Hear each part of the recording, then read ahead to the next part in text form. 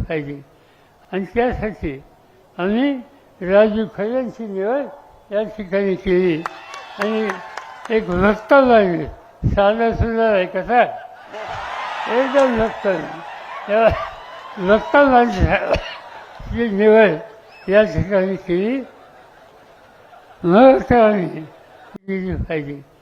आणि त्यासाठी आम्ही राजू खऱ्यांची निवड या ठिकाणी केली आणि एक वक्ता लागले साधा सुद्धा आहे कसा एकदम वक्ता त्या